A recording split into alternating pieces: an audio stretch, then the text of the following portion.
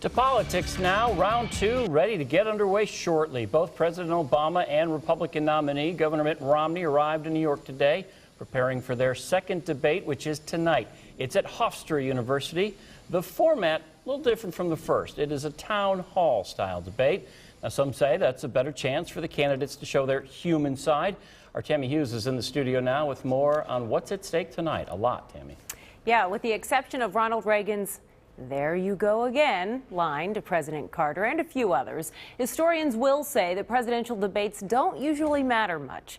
Well, the first face-off between these two candidates has certainly made a difference, at least in the polls.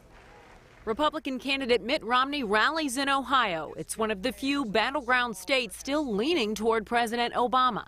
Many others, like Virginia, where the president has been preparing, are now too close to call since the first presidential debate. The president kind of is good at this stuff, and I thought he was just rusty the first time. Craig Robinson is the brother of First Lady Michelle Obama. He and the Obama campaign's Heartland tour made a few stops in Milwaukee on Tuesday. Robinson's explanation for the first debate was that Obama had been so focused doing his job, like fighting to get the country's unemployment rate down to 7.8%, that he was perhaps just out of practice. He's working and then practicing at debating, whereas if all you're doing is campaigning, you're debating all the time. If I were to give him advice, I'd just say, be yourself.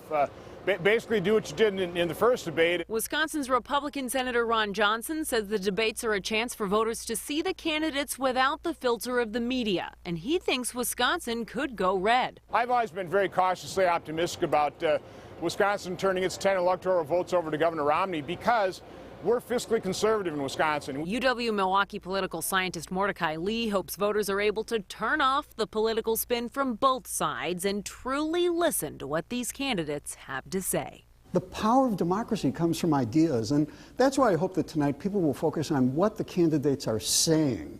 Do they agree with them or disagree with them?